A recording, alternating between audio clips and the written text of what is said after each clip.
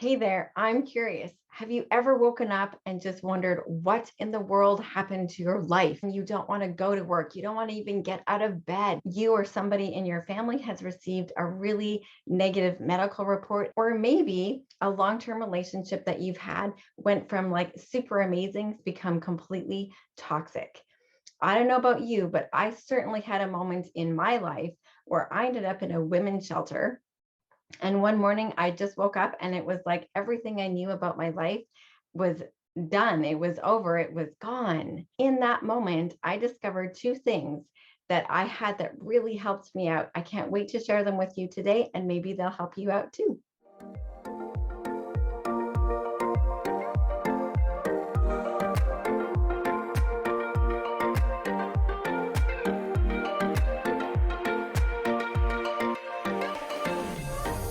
Hey there, I'm Jen.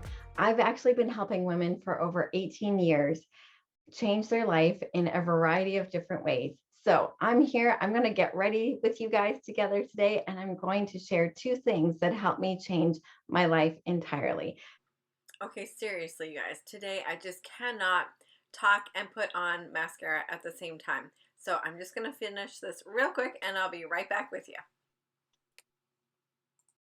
Okay, so we all find ourselves in situations at times that we don't like, that we didn't want to be there, whether it's because of a slow burn kind of thing that happened, it happened over time. Maybe you just kept accumulating debt, more and more expenses happened, and it's just the way a series of events happened in your life. Or maybe it was like a boom, an immediate event that happened, like a car accident where one day you had a car that you could get around and go to work in, and the next day it's just not there. And you have to figure out how to work around that. But we've all ended up in places and circumstances that we don't like. And we start questioning how to change. How did we get here? What can we do now? And for me, that was when I ended up in a women's shelter. It was one event that landed me in the shelter in a way, but really it was an accumulation of a decade of working up to that point. Never in a million years would I have ever thought that this is something that could happen to me. So, to understand how I exactly ended up in a women's shelter, you need to know what happened in my life the 48 hours ahead of that moment. So, the day, 2 days before it started, kind of like any other day, I did end up having a conversation with my ex that was starting to get a little more challenging. And so, to protect the kids, I thought we should go into our master bedroom and continue our conversation there away from the children. The moment we got into that room, everything changed. I first wasn't allowed to leave the room. Now I was stuck. Then he began to attack me, and I was completely, at that moment, afraid for my life. I really, truly believed in my heart of hearts that I wasn't coming out of this alive. And as I hit the floor, in that moment, I happened to see our cordless phone under my bed at that time. And I was, by the grace of God, able to grab the phone and call 911. And because of that call, the attack stopped. The moment that he heard that I was on the phone, he immediately went from this out of control person to totally in control and working at setting things up to take care of himself. He was a police officer, so he knew once I made that call, once I got on 911, he knew what was going to happen. I had no idea, but he knew the protocols and things that happened. So in a moment, I went from having what I thought was a fairly calm conversation to being attacked to managing to call 911, which saved everything. The rest of that day saw him being arrested. I ended up in the hospital. And at the very end of the day, I did what any woman, any good woman in an abusive situation, I did exactly what we do. I picked up the pieces of my life and tried to patch them together the best that I could, which meant both my boys were tucked into their beds, asleep. And I was sitting down and trying to process the day and put all these pieces together that had gone on, and just have a breath and try to recover a little. And I happened to reach out to a friend of mine who lived across the country at the time, and was telling her what happened. And she said to me, she's like, "You're in the house? You're still there?" She's like, "Jen, you are not safe there. She said to me, "I'm not going to bed until I know that you and the kids are out. I don't care where you go, but you cannot spend the night there." And that put me, it was a tough thing to hear. And it put me back into a place of a very familiar pattern that had evolved in our life and that we had been doing for months. And that was, I already had bags packed of our things that stayed under the stairs in my house. They were always there, always packed, always ready to go. And I had this routine down that I knew that in 20 minutes or less, no matter where the kids were or what they were doing, I could have them packed in our van along with all the things that we would need to never come back to our home. And we had practiced this many, many times.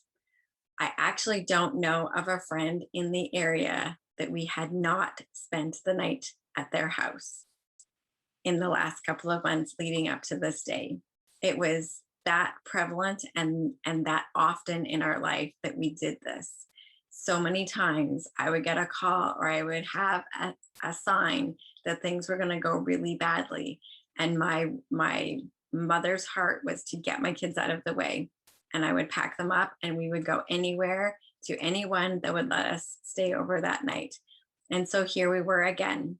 And that day, that night, I reached back out to the local pastor that we live close to.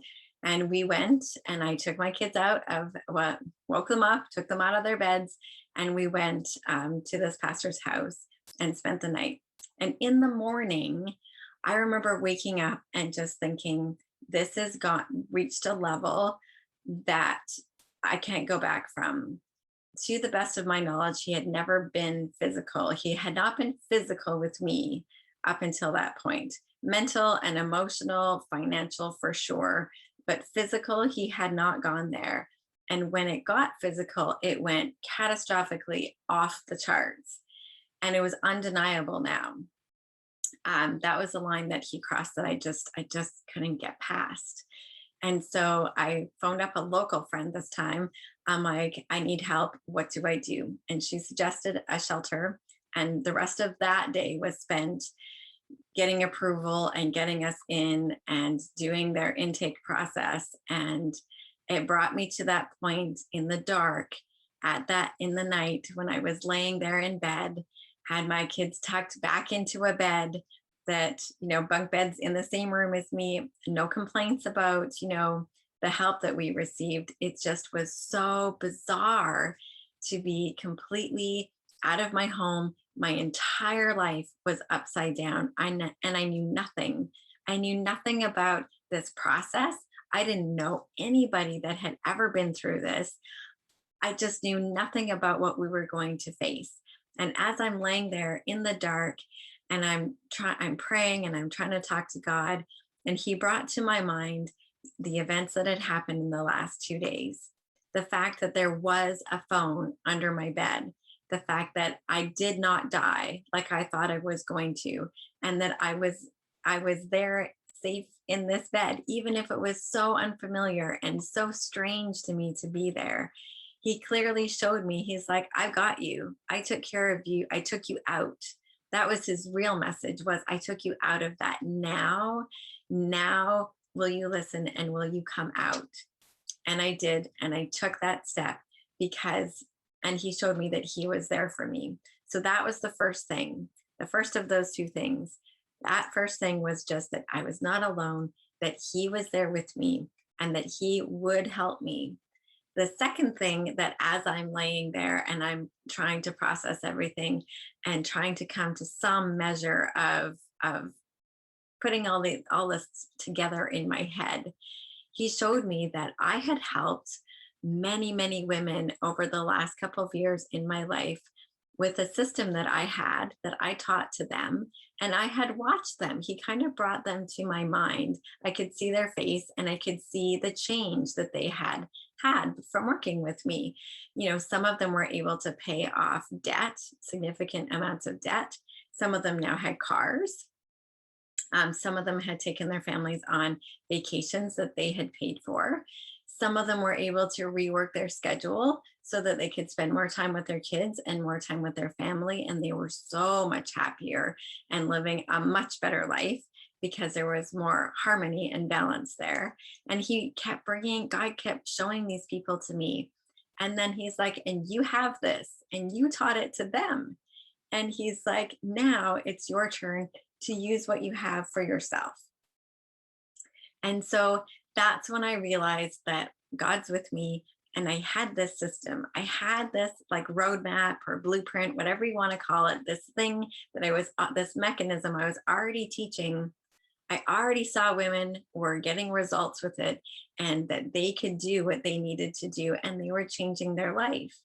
And so when I drifted off to sleep that night, I realized that I was going to be okay. I may not have all the answers and I may not know this process and I might not know exactly how to walk this part of my journey, but I did have those two things. I knew I wasn't alone. God was with me.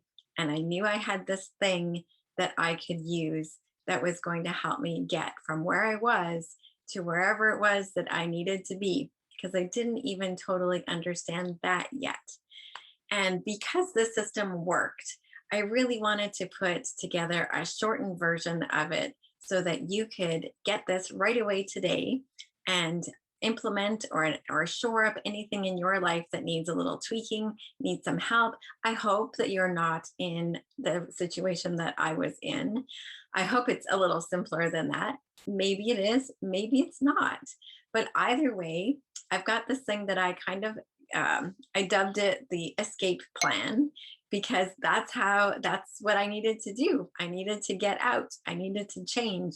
And these quick little tips that I put together are some of the tips that I used, and I'd love to give it to you. Thank you so much for watching my video. It's been part of my healing process, I think, in getting to share these things with you. And if my story is able to inspire somebody or help somebody along their journey, then it is a way to take all those hurts and that pain and turn it into, our stars and our victories and help people along the way. I'd love to hear from you. Go ahead and ask me any questions that you have in the comments below. Don't forget to get your free escape plan. Just click the link below and let me know where to send it. Thank you so much, and we'll see you again soon.